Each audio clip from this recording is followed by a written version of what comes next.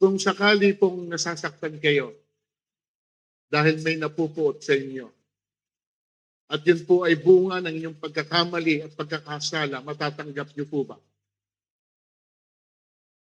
Pero paano po mga kapatid kung wala naman kayong ginawang mali at kasalanan at yun pa rin ang ginagawa nila sa inyo? Tanggap mo pa rin ba?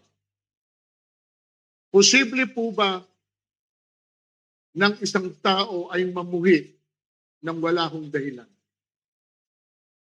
Hindi po ba tayo magtatanong kung sakali, bakit naman sila namumuhi o napupuot sa iyo? At yan po ang pag-uusapan po natin ngayon sa mensahe po nating pinamagatan ko pong, They hated me without a cause. They hated me without a cause. Napakahirap, mga kapatid, na tanggapin ang isang bagay na ikaw ay kinamumuhian, galit sila sa iyo, pero hindi mo alam kung ano ang dahilan. Wala kang makita whatsoever na reason kung bakit po sila nagkakaganon kayo. Sabi po sa ating teksto, if I had not done among them the works that no one else did, they would not be guilty of sin. But now they have seen and hated both me and my Father. But the word that is written in their law must be fulfilled. They hated me without a cause. Sa Tagalog po, kung hindi ko man sana ginawa sa kanilang kalagitnaan ng mga gawain hindi pa nagawa ni numan, wala sana silang kasalanan. Ngunit nakita na nila ang aking mga gawa, subalit sa kabila nito'y kinapuotan pa rin nila ako at ang aking ama. Subalit nangyari ito upang matupad ang sinasabi sa kanilang kautusan, napuot sila sa akin ng walang dahilan. Tandaan po natin ito, mga kapatid ko. People may hate you. People may reject you, even when you have done nothing wrong to them. Kung nararanasan natin ang ganyang pakikitungo po nila sa atin, ganyan ang tingin nila sa atin, at wala tayong alam na dahilan, church, listen, hindi ka nag-iisa. Alam at naramdaman ni Jesus ang bigat ng inyong pinagdaraanan. Dahil naranasan din po ng ating Panginoon na siya'y traidorin. Pagbintangan ng kasinungalingan at itakwil sa lipunan.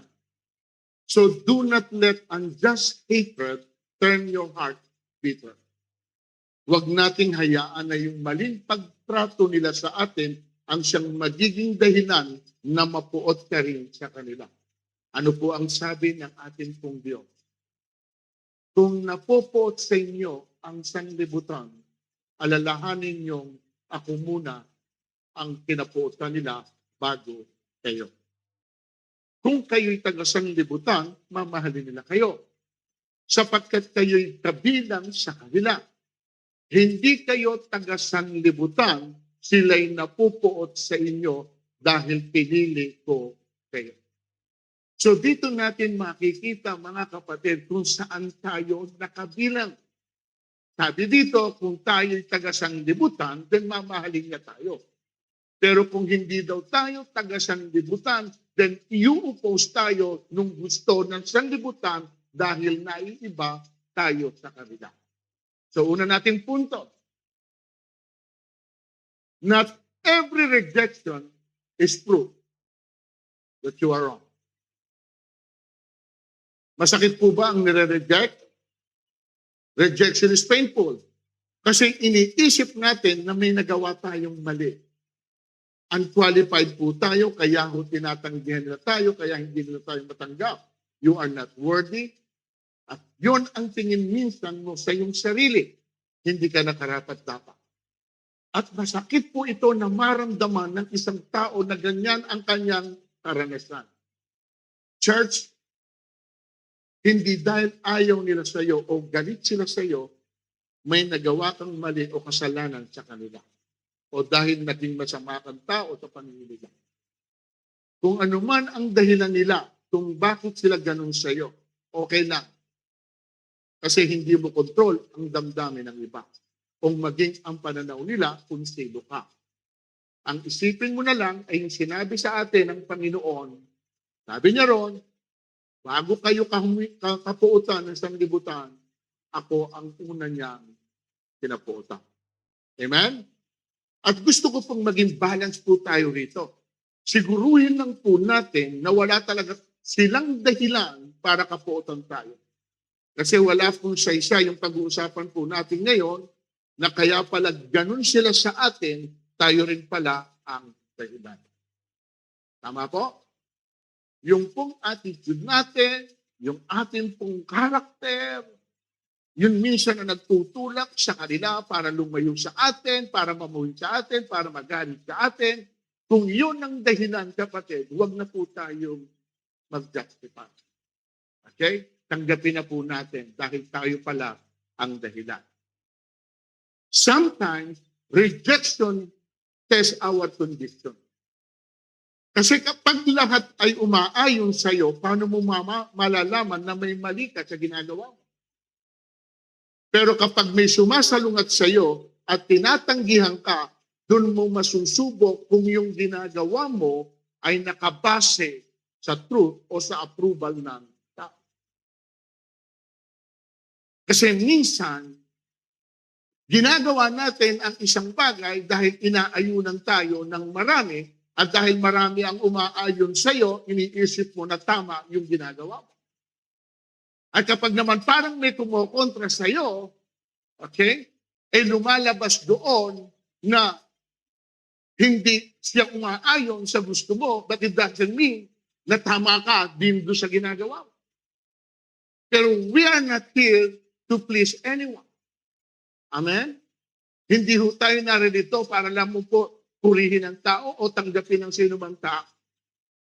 Ito po ang sabi ni Pablo. Bakit ko sinasabi ito? Dahil bang nais kayo mapuri ng tao? Hindi. Ang papuri lamang ng Diyos ang tangi kong hinahangad. Sinisikap ko bang magbigay lugod sa tao? Hindi. Kung yan ang talagang hangad ko, hindi na sana ako naging alipin pa. Jesus was rejected, but he was still the truth. Sa John 1:11, ang sabi po ron, he came to his own, but his own rejected him. Naparito siya sa kanyang bayan, ngunit hindi siya tinanggap ng kanyang mga kababayan. Jesus was rejected by his own people. Pero hindi dahil tinanggihan nila si Lord, ay mali si Lord. Amen po ba? Sometimes truth is rejected because people don't want to hear it. At alam po natin lahat yan. Sapagkat ito pong sinasabi natin, the truth, not to set you free, the truth hurt. Amen? Kaya tama rin po yun, the truth set us free. Pero ito po, masakit po ang katotohanan. Amen po? Sino ang tatagal na makinig kung ang lagi mong naririnig ang siyang sumusugat sa iyo? Pero paano mo naman gagaling yung sugat mo kung ayaw mo na nasasaling ito? Dahil ang lagi mong sinasabi at katuwiran, nasasaktan ka na naririnig mo. Sa tingin po kaya ninyo ay hindi masakit kay David nang siya po ay hindi i-consider ng kanyang amang si Jesse na isa sa kanyang anak. Sapagkat nung pumunta po doon si Prophet Samuel, at sabi ng Panginoon, pumunta ka sa bahay Jesse, piliin mo ang gagawin kong ngari. Ang sabi po ni Prophet Samuel, tawagin mo Jesse ang lahat ng iyong anak. Tinawag po niya ang lahat ng kanyang anak except David. Nung sinabi ng Panginoon, wala sa kanila ang pinili ko, doon mo nagsalita si Prophet Samuel, wala ka na bang ibang anak? Sabi po ni Jesse, meron, nandun sa pasturan. Kung ikaw si David, anong mararamdaman mo? Bilang part of the family. Tapos doon sa pagkakataong yun, ay hindi kanya ikinonsider na isang anak. At kaya ka lang ipinatawag dahil hinahanap na meron ka pa bang isang anak. So anong mararamdaman ni Joseph? Nang dahil lang sa kanyang panaginip at sinabi niya ito sa kanyang mga kapatid. And from then on, hindi na siya tinratong tulad ng isang tunay na kapatid. Sa sakit ng kanilang naranasan, sa mga ginawang pagtrato sa kanila, eto tanong ko, dahil ba may nagawa silang mali at pagkakasala? Wala. Pero sa kabila nun, nagawa silang nagawa silang kamuhian. So ano gusto kong sabihin, kapatid? Ang itanong natin sa sarili natin, Lord, is this rejection revealing something I need to change? Meron po ba, Lord, na dapat akong baguhin sa sarili ko kaya ganun sila sa akin? Or is it simply resistance to what you have called me to do? Ito ba ay simpleng pagtuto lamang sa tawag mo sa buhay ko? Dahil ayaw pumayag ng kaaway na tumugon ako sa panawagan mo o sa calling mo? There is a difference between correction and rejection. Correction says something in us needs to change. Rejection says, ayaw namin sa'yo, hindi ka namin gusto, as simple as that. At wala po tayong magagawa dito kasi ayaw nila sa atin. Period. Sa totoo lang, mga kapatid, kahit maganda sabihin mo, kahit maganda ipakita mo, kapag ang tao ay ayaw sa'yo, at hindi makikita yung ganda na ginagawa. And we cannot force them to like you. Kahit wala pa silang dahilan. Sapagkat yan ang tao. Are you with me, church? Ba't ko sinasabi ko ito sa'yo? Sapagkat may pagkakataon na masasaktan ka sa nakikita mo, na pwedeng naririnig mo, na sinasabi sa'yo, sa pagtrato sa'yo, pero ikaw ngayon ay nagtataka, wala kang alam sa dahilan. Pangalawa, living for Christ may invite opposition. Handa po kayo dyan. Ang mamuhay para kay Kristo ay nag-aanyayahan ng mga lalaban. Matthew 10:22. And you will be hated by all. By how many? How many? By all. For my name's sake. New International Version. Sa Contemporary English Version, everyone will hate you because of me. But if you remain faithful until the end, you will be what? O ano sabi ron? By all and everyone. Malinaw? Hindi ka kaunti. Lahat sila. Bawat isa kamumuhian ka, kapopotang ka. Magagalit sila sa'yo, hindi ka nila maiintindi. Hindi po sila matutuwa na piliin mo na mamuhay sa katotohanan. Tanungin niyo po ako kung bakit hindi sila matutuwa. Tanungin niyo ako. Bakit? Kasi tuwing makikita kanila, doon nila nakikita yung mali nila. Yung kasalanan nila, kung sino sila. Ikaw yung nagsisilbing salamin. Kaya hate ka nila, inis sila sa'yo, killjoy ka, dati kaisa ka nila, ngayon lumalayo ka na, dahil hindi mo na gusto yung ginagawa nila, what do you expect?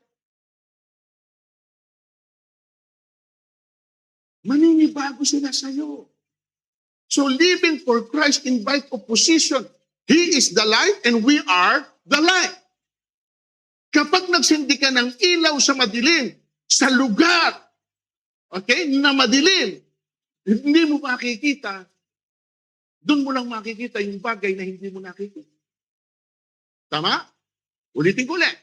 Kapag nagsindi ka ng ilaw sa dilim, doon mo lang makikita yung bagay na hindi mo dating nakikita. And this is the judgment. The light has come into the world and people love the darkness rather than the light because their deeds were evil. For everyone who does wicked things hate the light and does not come to the light lest his deeds should be exposed. But whoever does what is true comes to the light so that it may be clearly seen that these deeds had been carried out in God. They will not come into the light for fear that their deeds will be exposed. Para makita yung bagay na itinatago mo sa dilim kapag ikaw ay dinala sa liwanag. At kung ito'y tinatago mo, kapatid, at ayaw mo na ma-expose, bakit ka pupunta sa liwanag na mahahayag kung ano yung gawa mo sa dilim? So ang gagawin mo, mananatili ka na lang sa dilim sapagkat may mag-i-expose sa iyo. Amen po ba, mga kapatid? Now, tandaan po ninyo ito. Sa oras po na ang buhay ninyo ay naging testimony ng holiness, ng integrity, ng forgiveness, ng faithfulness at obedience, hindi na ho magiging komportable sa inyo yung mga taong nasa paligid ninyo. Dahil ang dilim ay hindi pwedeng makiisa sa liwanag. Amen? Kaya ho nung ginawa ng Diyos ang dilim at liwanag, ginawa niya ito separate. Hindi niya pwede itong tag. At sa atin, mamimili ka lang kung saan mo gusto na in. Gusto mo sa dilim o gusto mo sa Pero malinaw naman ang sinabi po rito, mas pinili ng tao ang dilim kaysa yun. Amen? E saan ba tayo hinango ng Diyos? Sinugo kita sa mga taong iyon upang imulat ang kanilang mga mata. Ibalik saan? Ibalik sila sa kaliwanagan mula sa kadiliman, iligtas sila sa kapangyarihan sa Satanas at ibalik. Doon tayo pilit na inaalis ng Panginoon sa dilim at dinadala tayo doon sa dilim. Ngayon, kapag kayo ay dating nasa dilim at dinala sa liwanag, definitely ang mga taga-dilim hindi na matutuwa sa iyo. Bakit? Kasi iniwanan mo na sila na dati mong mga. Hindi pwedeng walang separation. Kung sinasabi ng Diyos na ihiwalay niya ang kambing sa tupa, ang trigo sa ipa, lahat ng yan, kapatid, kailangan po na makita ng Panginoon sino yung nasa side ko at sino yung nasa side ng kahapon.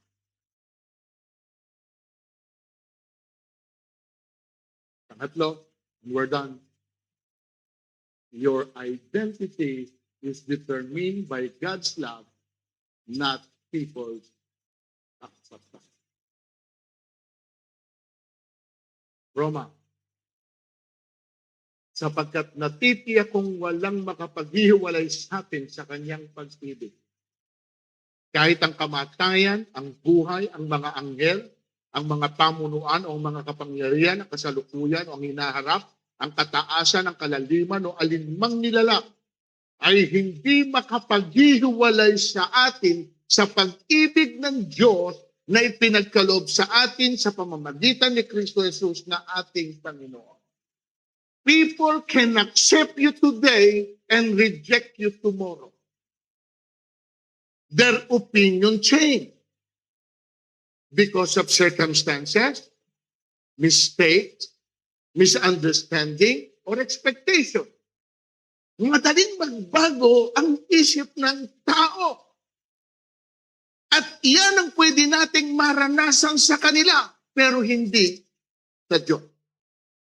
Dahil ang pagmamahal ng Diyos ay hindi nakabase sa ginagawa natin kung sino tayo. Si Lord, mga kapatid, bago po magsimula ng ministry, nang siya po ay bautismuhan ni John, ang sabi po sa kanya ng kanyang ama, "This is my son, whom I love, and with him I am well pleased." Wala pang sinisimulang ministry si Jesus. Wala pang miracles na ginagawa si Jesus. Pero makikita na po natin kung sino ang ama para po sa kanya. So listen, church. We don't have to accomplish some great things before we become value to God. Ulitin ko, we don't have to accomplish something great before we become valuable to God. Mahalaga po tayo sa Kanya. Amen? Sa tingin kaya ninyo, ibibigay niya yung buhay niya para mamatay sa atin kung hindi tayo mahalaga? I don't think so. So yung halaga po natin ay hindi po nakasalalay sa opinyon ng tao. Ang halaga po natin ay nasa paningin ng Diyos kung sino tayo sa Kanya. Amen? Hindi rin nakasalalay yung halaga natin dahil pinapahalagan tayo ng tao. Sa tingin mo, mahalaga ka kasi tinutulungan kanila? Sa tingin mo, mahalaga ka kasi kailangan kanila? Sa tingin mo, mahalaga ka sa kanila kasi pinupuri kanila? Mahalaga ka sa kanila dahil tanggap kanila?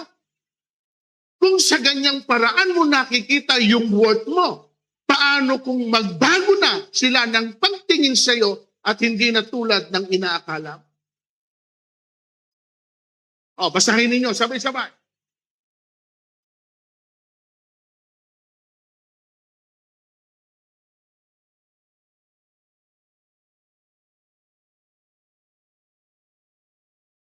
Amen?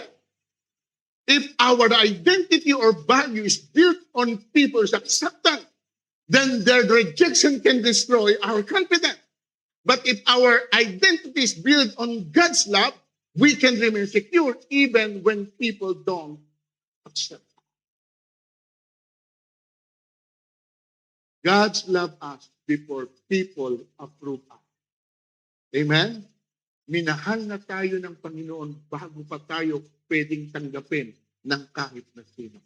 Tingnan niyo po ito. But God showed His love for us in that while we were still sinners, Christ died for us. Namatay siya o namatay tayo nang tayo. Namatay siya nang tayo ay makasalanan pa. Hindi nang tayo ay matuwid. So that means the cross is the greatest declaration of our value sa ating Panginoon. So we are worth pursuing, we are worth redeeming, we are worth forgiving, we are worth for His love. Ang halaga po natin ay hindi dahil sa lakas ng palakpak nila sa atin. Ang halaga natin ay yung kung accomplish ni Lord Jesus dun sa cross of Calvary dahil yon ang nagligtas sa atin. Amen? That is our value. Palakpakan natin ang ating Panginoon.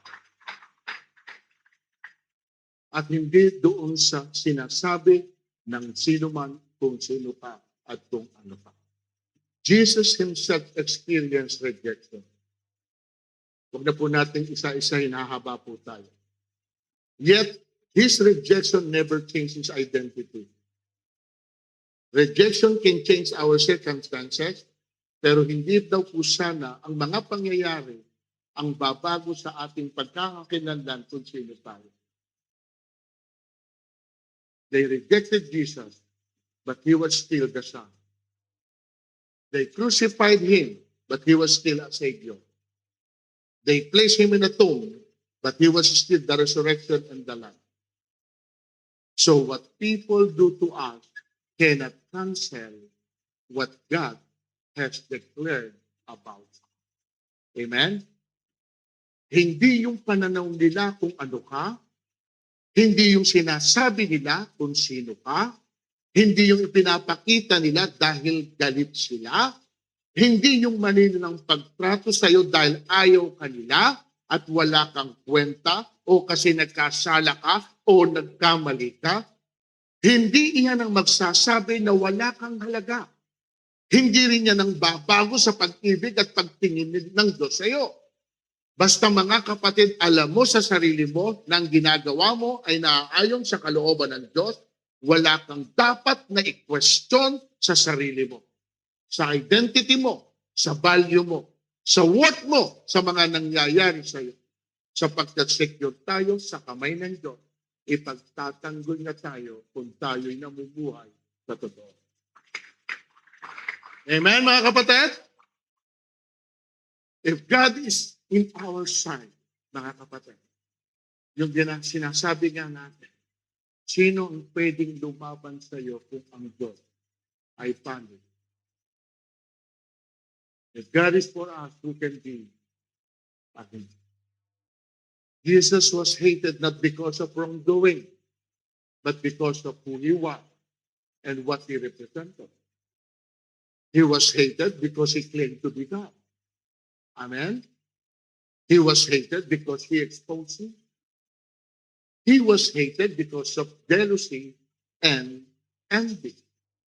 He was hated because he confronted the religious people of their hypocrisy. Pero sa huli, ano pa rin ang ginawa niya?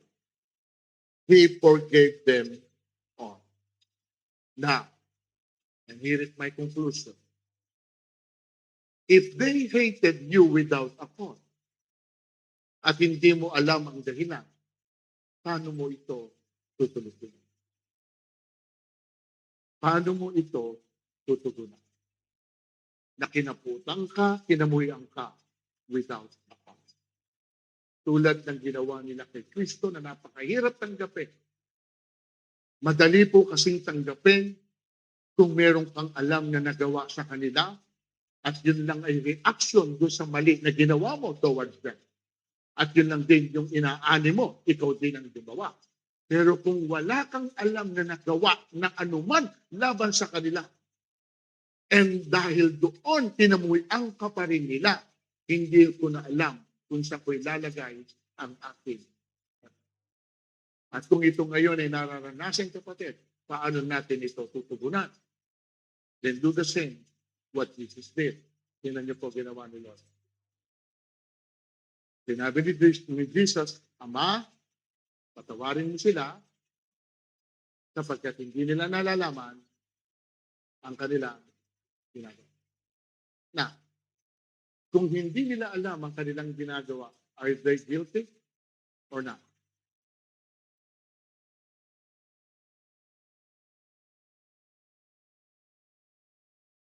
Can somebody accuse you for doing a wrong thing that you don't know na yun ay mali?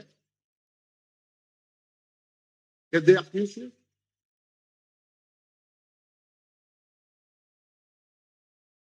Mukhang pahahabain pa ninyo yun.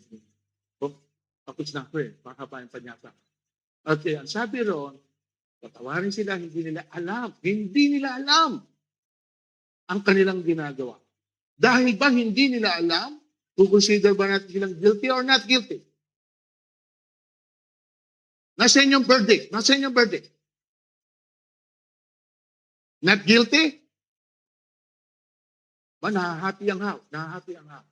Are they guilty or not?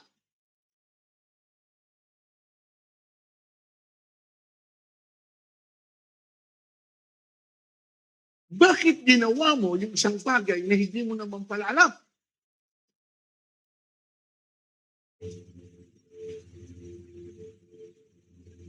Ang totoo, may knowledge ka doon sa ginawa mo, kaya mo yun ginawa. At nakita mo yung resulta ng bagay na ginawa mo. Yung sinabi ng Panginoon, mga kapatid, hindi dahil hindi nila alam yung kanilang ginawa. Pero gustong i-justify ng Panginoon, that's the only way na mapatawad niya yung mga taong ito sa kanilang ginawa. Ano ibig sabihin? I-connect mo sa atin. Kapatid, alam nila yung ginagawa nila. Kung nananakit sila, kung nakasasakit sila. Pero ang laging sinasabi ng Panginoon, you have to put. I-consider mo na lang na hindi nila alam para gumaan ang loob mo na sila'y papatawad sa kanila. Amen? Amen? That's the only way. Kasi napakabigat, mga kapatid. Tanungin mo, ang isang taong nasaktan, kapag nasaktan, ang tendency nung nasaktan, manakit din. Bakit? Gusto rin iparamdam niya doon sa nanakit sa kanya yung sakit na tinanggap niya. Hindi siya papayag na siya na kailangan gumanap. That is human nature. Pero dito sa sinasabi ng Panginoon, kapatid, very clear, Lord, patawarin mo ako. Sapagkat hindi nila nalalaman ang kanilang ginagawa. Dahil kung alam nila yung kanilang ginagawa, sana hindi nila ito ginawa laban sa akin. Bakit? Wala akong ginawa laban. At kung ikaw yung nasa posisyon na wala kang ginawa na anuman sa kanila, and yet sa kabila nun, ganon ang pagtrato nila sa iyo. Ganon ang pagtingin nila sa iyo. Hindi ko alam kung naiinggit sila, hindi ko alam kung ano dahilan nila, pero kung wala kang makitang dahilan, isa lang ang pwede mong gawin. Lord, nawag. Hindi nila alam ang kanilang ginagawa. And being outside of that, bilang mga anak na ito, lagi niyo itong tatandaan. Anumang ginawa nila sa iyo, sa Diyos nila ito, ginawa. Vengeance is not yours. It's mine. Okay. Kaya natin ang Diyos ang gumanti. Huwag tayong magkasala sa kasalanan sila ang gumawa. Amen? Palapakan natin. Tayo po lang